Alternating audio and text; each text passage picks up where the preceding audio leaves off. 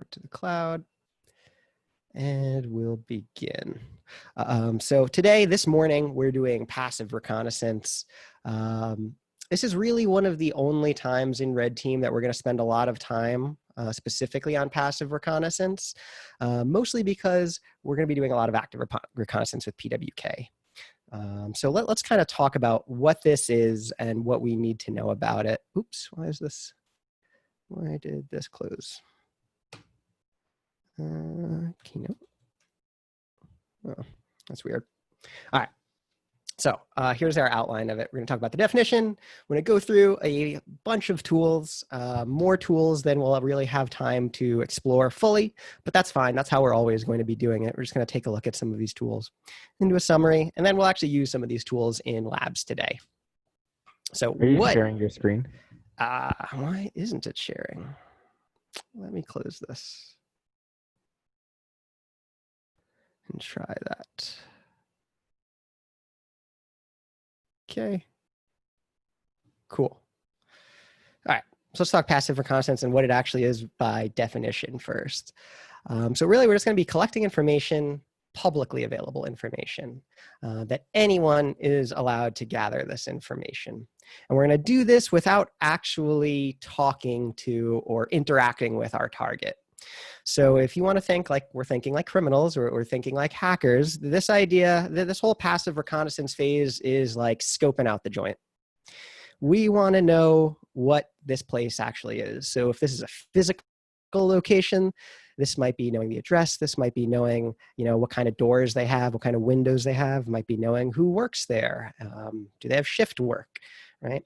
Really, we're going to do all of this stuff before the pen test. It's really exploring what our target is before we do any actual types of attacks.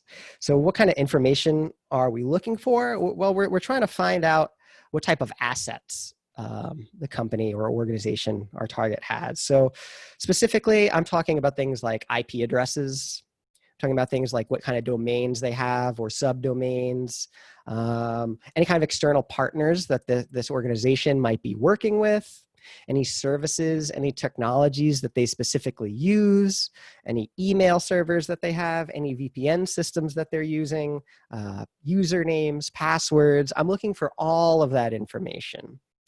So I might be using tools like Google, Bing, Yahoo, all sorts of search engines. I'm going to be looking through things like Whois. I'm going to be looking through data breaches, all sorts of publicly available information.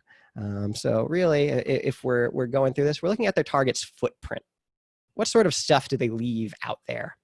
So like I said, so I can enumerate all of these things, we have the domains and the subdomains, IP ranges, third-party information, right? If they have code on GitHub, that's public information that I might want to look at if it's readable. Look at their employees, which are always going to be one of the largest vulnerabilities.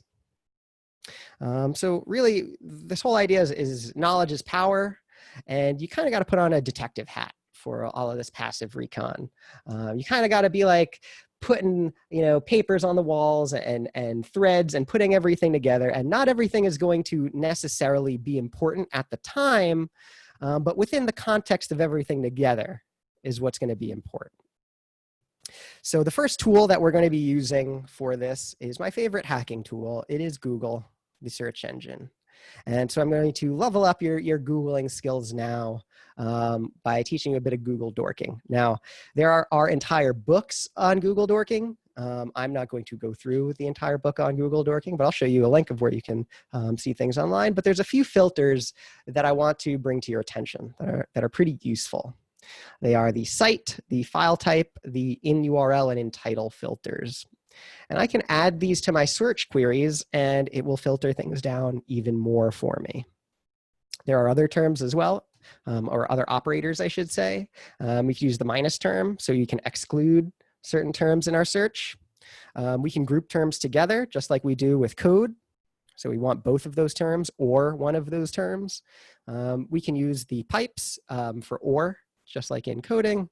You could just use the word and as well. So let's kind of take a look at what I mean when I say you can do some hacking with Google. I'm going to take a look at some things. So let's go here. So the first thing I want to show you is file type. YouTube file type, and you can give it a type of file that you want to look for. So for example, PDF, and I'll find PDF file. So if I just hit enter like that, oh, doesn't match any documents because I got to give it more. So let's try file type, PDF, and I want to find, let's go back here so we can look at them. In URL or in title, let's try. In URL, oh, why can't I type? Why can't I type? That's annoying.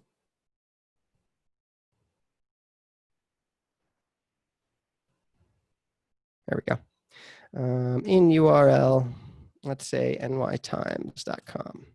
Oops, didn't mean to put that extra, it didn't take it. So you see here, if I look at through my search results, now I only get PDF. Only PDF results that are publicly available to me. So I can click on one. You can see I was looking at this one this morning. Cool, I could see an annual report from 2004. Maybe not super useful to me. You know, maybe I'd be interested in something more recent, 2016. I think I could find this one, 2016 annual report. So I could look through PDFs and find publicly available stuff like that. Say I can look at other file types. If I want to find the list of file types, I could just type Google Dorking file types. And should be able to find the types of files, right? So if I were looking for SQL type files, if I were looking for XLS type files, which are spreadsheets, let's look for those. File type XLS in URL, I don't know, SpaceX. SpaceX didn't come up. NY Times. Here we go, a spreadsheet. I don't know. I don't know what's in this spreadsheet, but it is some spreadsheet that's on the NewYorkTimes.com. What can I do with it? I could look at it. Maybe I could find spreadsheets from a company and embed some type of malicious software in that and send those links to people and just have them download it. I don't know. You know, the world is your oyster as far as open source information gathering here. What I always like to show people is you can get passwords for stuff on Google. Really, you just have to ask it kind of nicely. One place I think your textbook references is Pastebin. Is anyone familiar with Pastebin? Oh God, Google thinks I'm a robot. What am I looking for? All images with cars. Is anyone familiar with Pastebin?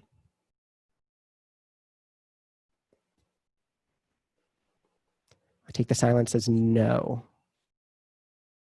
Oh gosh, I don't see any cars. So Pastebin is a site where people just paste things.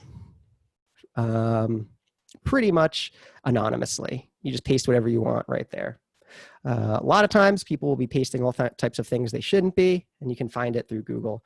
So if you Google like in URL Pastebin, and right, this one's kind of cute, and in text at gmail.com, and in text password, this usually works. And you can find a whole bunch of password dumps. I like to look for recent ones. This is the most recent one I found when I was doing this kind of quickly yesterday, but here you go, passwords.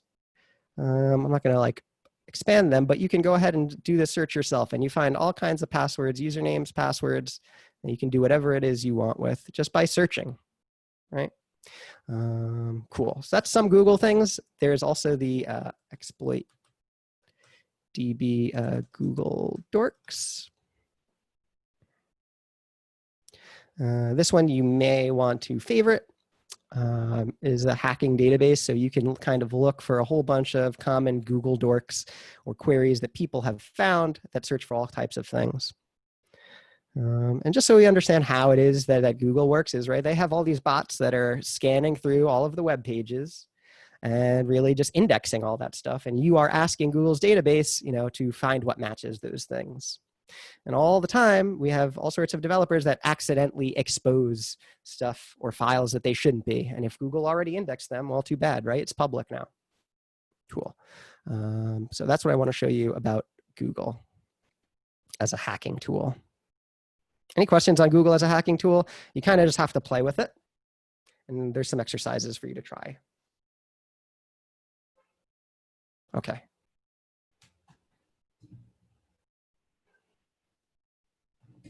Next up, reading the source code. Hacking's hard, guys. Hacking is really hard. It's even harder if you don't know what everything is doing. But thankfully, people are very kind, and a lot of times they use open source code that you can look at and see exactly how it works. And so a lot of the job sometimes is reading other people's code. Not so much programming, but reading other people's code to see how it works. So the places we go to check other people's code are GitHub, but there's also resources for hosting code like GitLab, and I think a couple of other ones that are available. It's little smaller ones. You're going to look at what type of forked repos organizations might have, because that tells you what type of code they're using, right? I don't want to go into any specifics on ours. You can look at the client-side JavaScript that gets sent to you, right? That is source code that you can look at. Oftentimes, if you're using some kind of web app, there'll be a like user side to the web app, and there'll also be like an admin side to the web app. If you read the source code, oftentimes you can look at that admin side and kind of see where the endpoints are, and kind of from that enumerate those endpoints and kind of learn a little bit more, right? Because they're giving you all this information. It's up to you to kind of read through it and see what's going on. And for doing all of this, grep is your friend, right? You're going to get so much information, right? Huge code bases that you may have to look at. The goal is going to be to search and cut things down. So much of the work is looking for needles inside of a haystack.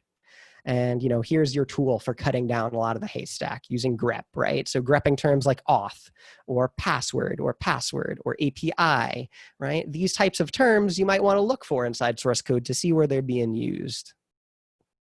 Okay. Other things we can look at, LinkedIn, right? We can look at the LinkedIn of people, check out their organization, see who works there, right? See who works at the organization, see what projects they have on their personal LinkedIn, right? What technologies they've been using, what certifications they have. All of this stuff is information because it gives you a little bit of a window into that organization and what technology they're using and what they're building behind the scenes, right? If you look at some company, it looks like they're hiring like 4 or 5 developers for that all require some specific piece of technology on their resume, then you can bet they're probably using that specific piece of technology. If they're looking at a certain version, right, you can bet they're probably using that certain version. Cool. So let's go to some more passive reconnaissance tools. We have the Harvester. I'm actually going to demo the Harvester. It's a pretty handy little tool. We're not going to get to use it too much in PWK, but you're totally allowed to use it on your free time because, again, this is all public information. You're free to use it. So Harvester finds emails from an organization. It can be critical in finding targets, right? So it's an open source tool. It's already installed in Kali. It's very easy to use. So let's use it. Let's use it. So I'm going to open up a terminal. I'm going to leave that one there. Oops. Cool. So the tool I want to use is called the Harvester. I forget why there's 2, one that's capital and one that's not. I forget why, but we're going to do that. What do I do if I have a tool I don't know how to use it?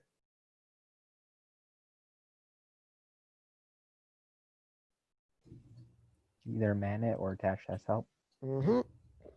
Exactly. Every single time. You're gonna get annoyed with me because I keep doing this, but this is really what it is, folks, right? -- help. If that doesn't work right away, the Harvester -h. Oops. Gosh, can't type today. The Harvester -h should give me, try the Harvester. There we go. That answers my question. Don't use that one. So -h should give me the quick help. I like the quick help generally better than the man page. The man pages are, to me, oftentimes a little bit too much for what I need. So I usually go right to -h or -- help first. This is usually what's going to give you the quickest, right? Most commands give you this option. Cool. So it looks like I have a harvester. You do a -H for help, right? -D and give it a domain. Seems like that's required.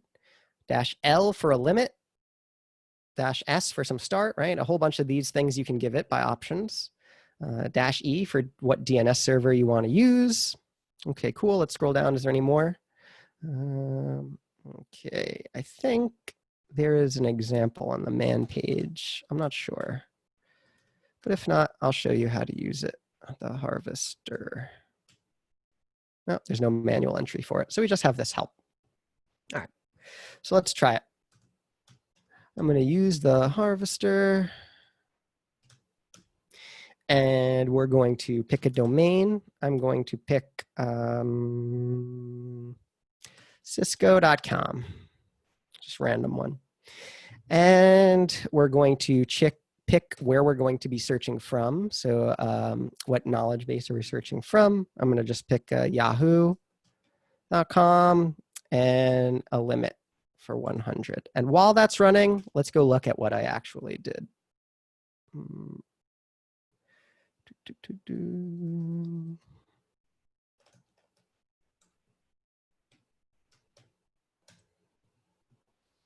Okay, so I did a -D for domain. This is the company name that we're going to be searching for. So I'm searching for information on cisco.com. -L is my limit. So this is the number of search results on the page I'm going to look through. I'm only going to look through 100 search results. By default, it goes through 500. Let's just see what other options I put in here. -B. So let's look at what -B is. That's the source. And you can look at what sources I can choose to use for Harvester to start looking around. All of these are pretty much search engines that you can take a look at. And while we do usually use Google, I encourage you to try around sometimes. Yahoo and Bing are not bad, folks. Try them out sometimes. You will get sometimes different results. Cool. So let's see. Oh, invalid source. What did I do? Oh, it's not yahoo.com. It's Yahoo. You can tell because it's here. Cool. So you can choose which one of these, and Harvester should now search Yahoo. It didn't find any emails for me. Unfortunate. But it does some other things, searches for some hosts. So this should return some IP addresses associated with cisco.com. And that's what it did. Right? So these are public IP addresses related to cisco.com, right? This is 3DAP API console.cisco.com, apps.cisco.com, blogs.cisco.com, right? Harvester, pretty cool in that it can get me that information. Unfortunately, it didn't give me any emails this time. I'll run it again with a different domain. What might be more interesting? Anyone have a domain they want? NSA.gov it is. Let's see. We'll try. You may find that if you run Harvester a couple of times, you're going to get like throttled by your ISP. Oh, look, we found some, no emails, but we did find some hosts. That's disappointing. But you may find that you get throttled by your ISP, especially if you do a bunch of Google dorking. You noticed before they made me think, had me do a CAPTCHA. So sometimes this may not return as much, but I encourage you to try a bit and see what you can find. Completely free. Yes. So if you had found an email, would that only be emails sent in the time that your Harvester was running, or is there like a cache somewhere? Do you know what I'm saying? It would be emails. So it's searching Yahoo for emails because that's what I told it to search. I can try a different engine. Let's try Bing. No, it didn't find anything. But yeah, it just searches those first 100 pages, essentially. You can tell it which other ones you want to search. Got nothing on Bing. Disappointing. Okay, so that's Harvester. Definitely check it out. We're not going to be using it too much in PWK because we're not going to be doing too much passive recon in PWK.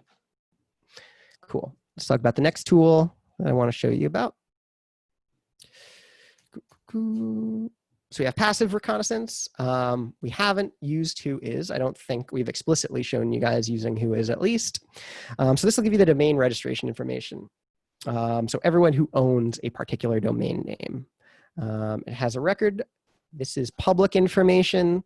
I think you should be like, you should be allowed to search this who is information for everyone, at least in the United States. There may be some disputes depending on the EU's GDPR legislation and who is data and if that is actually public. But we're in the United States, so if you want, you do who is google.com and you get their information.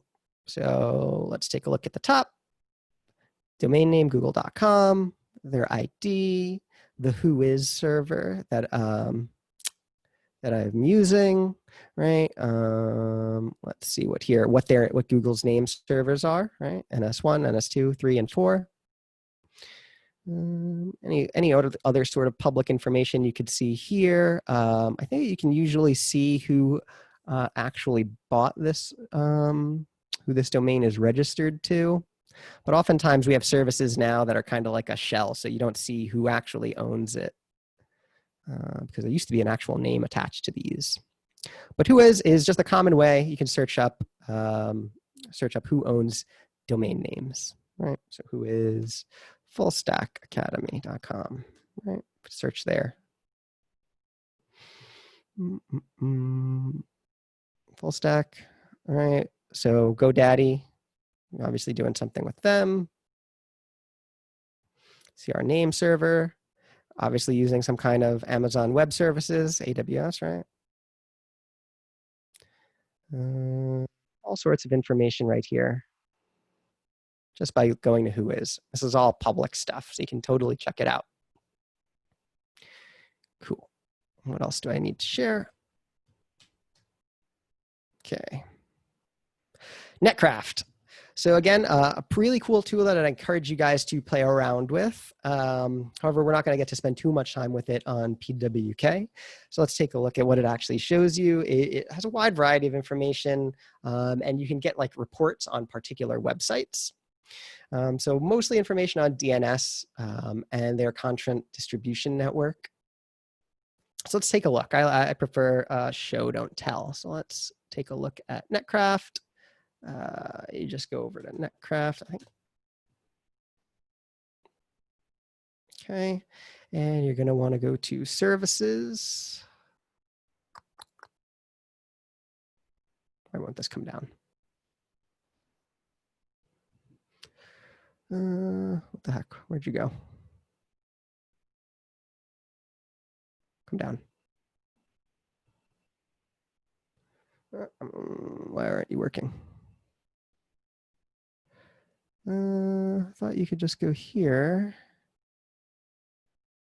See that? It's weird. Let me do it on my host.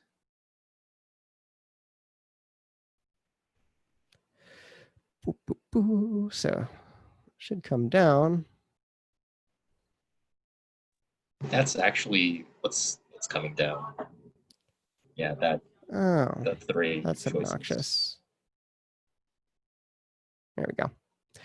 So what did I want to look at? Audited by Netcraft. Is it solutions, company, resources, apps and extensions?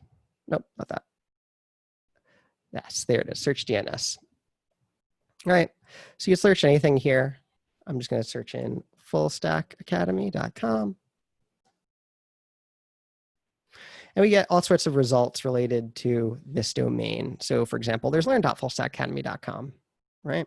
There's welcome.fullstackacademy.com, cyber.fullstack, cyberlab, prep, www, fullstackacademy.com, just like that, start.fullstackacademy.com. And you can see what netblock they're on, so who's hosting it. And you can ask for a site report. So if I wanted to get to a site report, oh, I don't know why that can't be retrieved. Let's try a different one. And then you can get all sorts of information about the DNS servers related to it, as well as finding some other host names here. So I encourage you to check this one out. I don't know why it's being kind of slow, but you can look at all sorts of reports and it'll show you what technologies it assumes is being used to run cyberlab.fullstackacademy.com. Might have to show this to you later or download it and show it to you. All right, we'll come back to that one.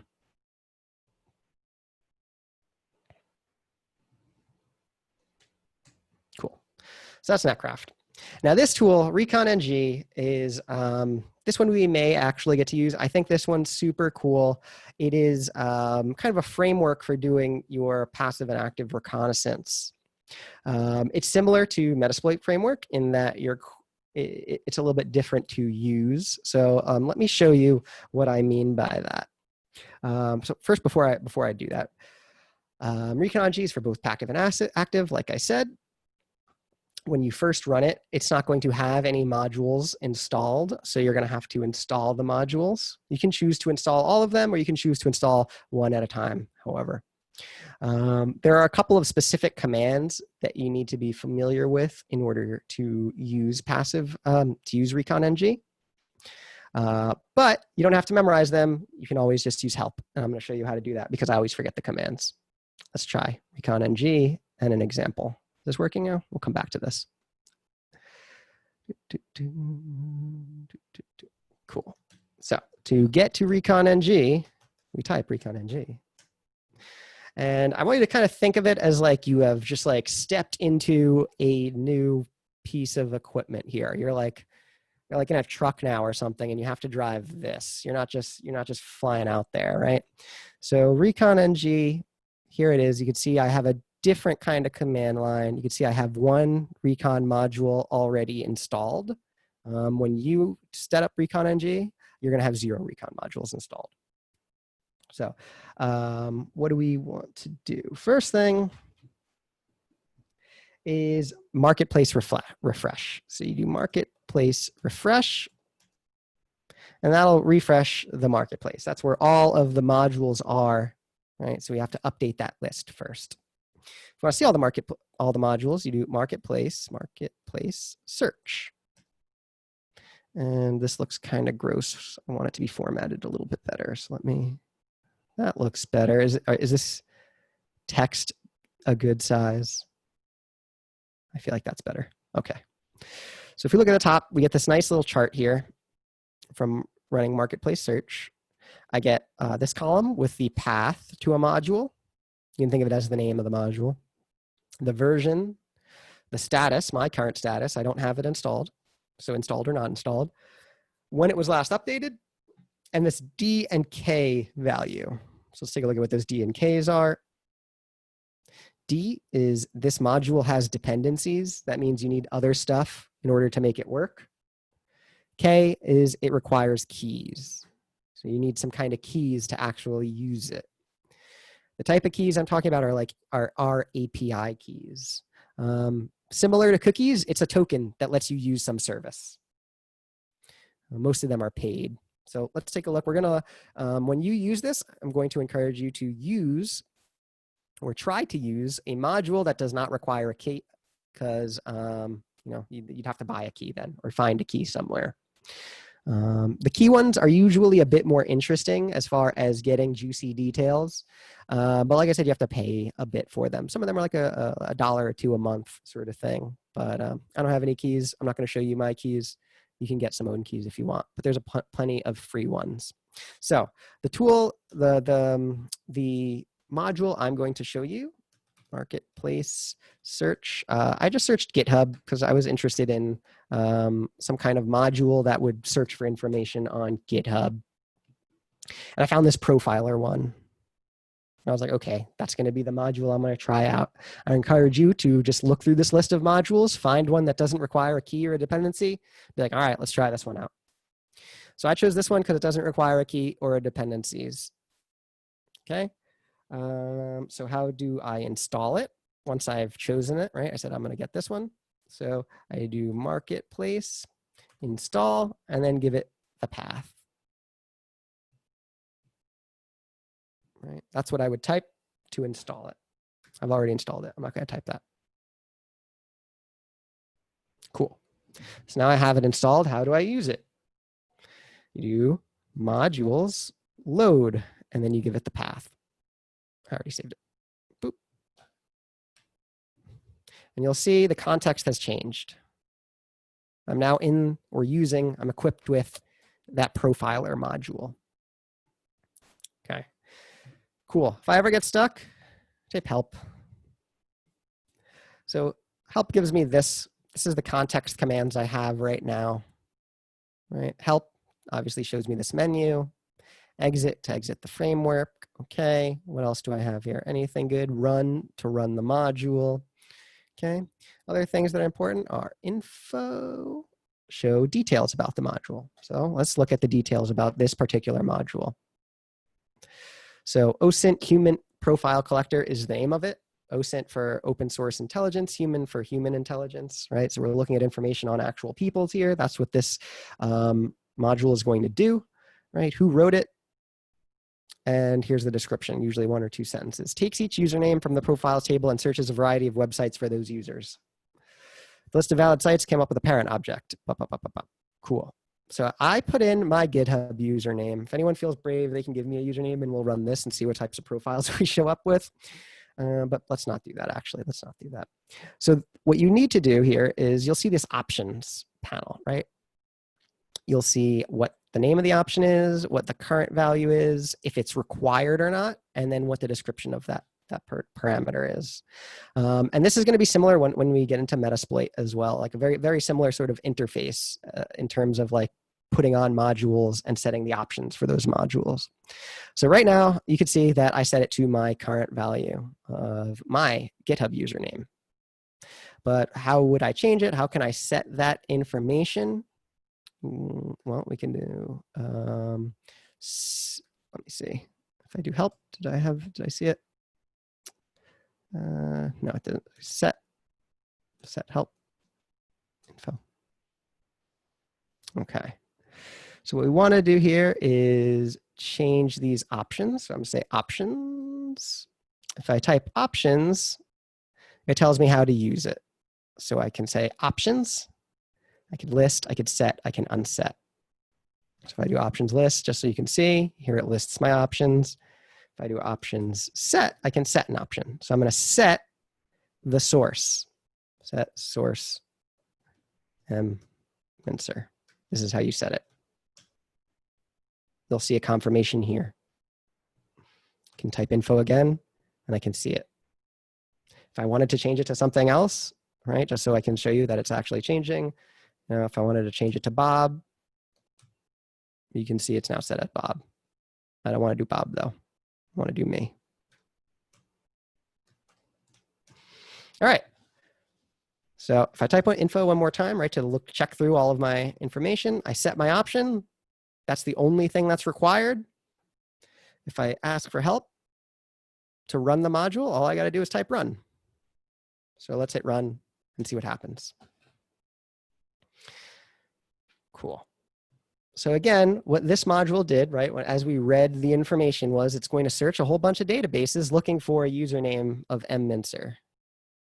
And you can see all of the databases it checked, a whole bunch of random ones, right? Code Wars, whatever, Audio Jungle, Mastodon, right? All kinds of these different sites, right? Blogspot, apparently there's an mmincer account there, bodybuilding.com.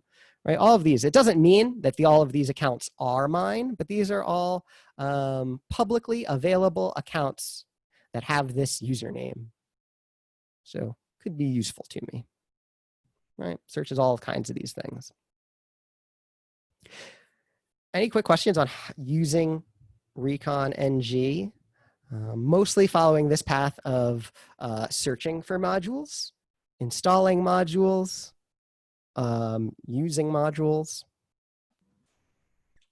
Hey Matt, I'm actually getting an invalid option using pretty much all what we did. For what? For the option set and then source. Even when I have the current value as default. So I would need to see your screen to see exactly what you're doing. Are you using the same module, profiler? Yeah.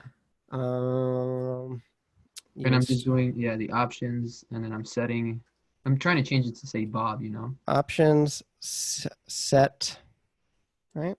Options set source Bob. Wait, I'm actually also getting, let me see.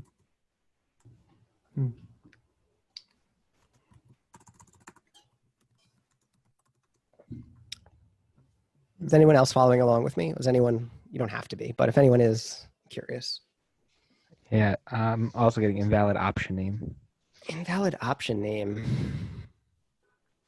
I'm 'Cause curious. I'm able to. I can share my screen if you want. I can check it out. I'll look at it in a bit after this. I'm curious if dash is it dash version? Exit dash version.